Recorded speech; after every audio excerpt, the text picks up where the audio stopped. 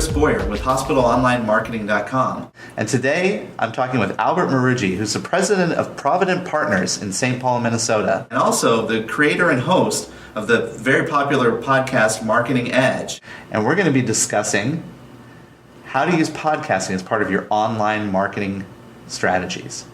So Albert, tell me a little bit about the history of Marketing Edge podcast. How long have you been doing this? So we've been doing this for going on 5 years. And I'm an old radio and television guy. And the fact of the matter is, way back when broadband started to becoming prevalent, I just knew that multimedia, video and audio, were going to be readily available and readily accessible. And so it opens up a whole new world for marketers. They don't have to necessarily worry about budget. They can pick the format that's most powerful to tell their story. So why podcasting? I know podcasting is an interesting format, but why? What makes it so attractive? When I refer to podcasting, I'm going to stay with the medium of audio. People can do video podcasts, and it's the same thing. But the point for me is audio podcasts are a wonderful tool for thought leadership. They're a wonderful tool to discuss the pros and cons of an issue, kind of in a debate or a roundtable forum, and they fit with a society that is multitasking, and that's probably one of the most useful benefits of using the medium of audio. Sure. I mean, for myself, I have an hour commute to work. I listen to podcasts the whole time. Sure. I understand that. But that really begs the question, what type of formats should be used in podcasts? I know that you do an interview type of format, but what other types are there?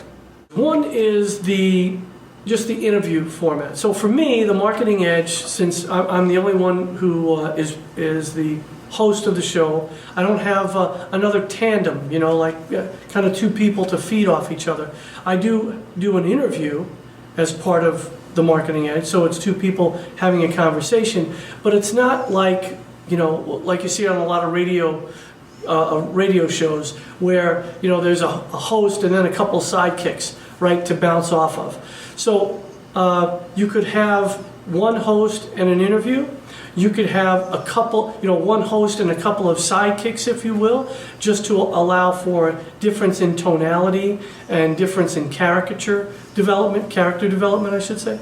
And then there are other formats where, like you almost treat it like as if it's a news show, and we're going to have a news segment, we're going to have an interview segment, we're going to have a listener comment segment, and that's kind of more production is included in those type of formats. But all of them have their place, and it's up to the listener and the producer what they want to do. What kind of topics should be used in podcasts? Are there different topics for the different types of formats? I want to answer that question first by saying what probably is not the best topics to cover.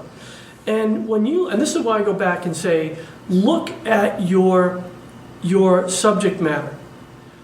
If your subject matter is highly visual, so you have diagrams, or you have really compelling video of sparks flying or damage, or maybe you have emotional video in the healthcare area. You might have, for example, in children, right, where there's an emotional connection there. That, to me, lends itself to video. On the audio side, let's say you have a discussion of the pros and cons of a certain procedure, staying on the topic of healthcare. Right. The new legislation or new payment structure, right? That's less visual, but more about a debate, a give and take. Awesome. Then great. Then use audio. So Albert, is there an ideal length that a podcast should be? I got to tell you, I can only go by the listeners who send me comments, and thankfully we have a lot of listeners that send us comments, and they kind of stick to this 20 to 30 minute segment. They kind of like that. A couple people have said, well, it works right in line with their workout routine, or they walk the dog for that long. Terrific. So that's why I gravitate toward that. Is there one rule of thumb? To me, not necessarily. But you got to keep in mind, the longer you have, right, the longer the podcast, that thing has got to be really compelling. I think you need tonal change over like a 60-minute time period. I do think you need natural breaks. So I think the longer it is, the more production value that your podcast needs to have.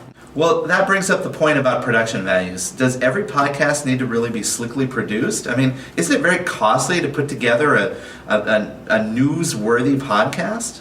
Audio, minute for minute, is a highly cost-effective medium.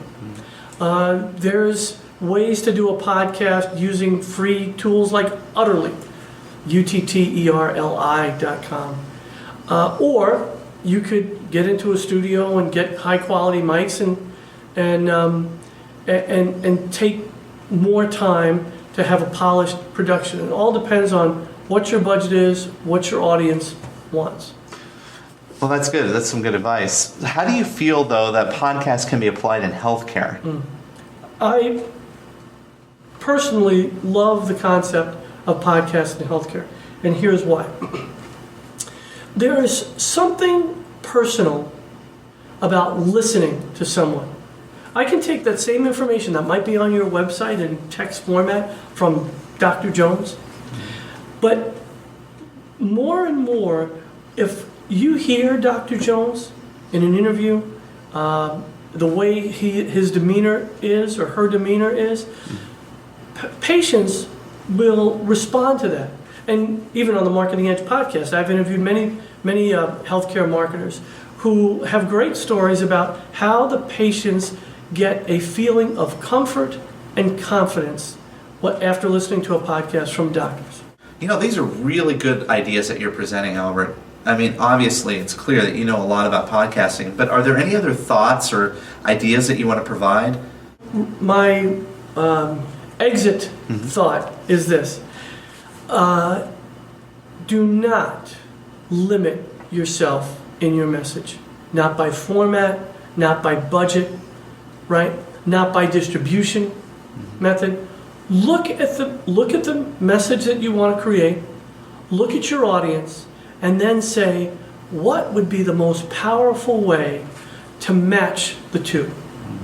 That to me is just a blanket statement that I think marketers should kind of walk away energized when they go to work the next day and say, okay, what's my mission this month or this quarter, and what's my message? Well, Albert, I really appreciate your time today. Why don't you, before we go, tell everybody how they can find you online? So, search Marketing Edge podcast, and the likelihood is I'll come up there if I'm any good at what I'm doing on search engine, right? Right. But also providentpartners.net. Providentpartners.net is the homepage for the website, and .net/blog is the Marketing Edge blog and our and the podcast. And you can find you on iTunes as well. I'm all over iTunes, and like we talked about, you have to be everywhere. So We're on iTunes as well. So this is Chris Boyer with HospitalOnlineMarketing.com, and I've been speaking with Albert Muruggi, who's the president of Provident Partners and also podcast host extraordinaire of the Marketing Edge podcast. Thanks again for your time.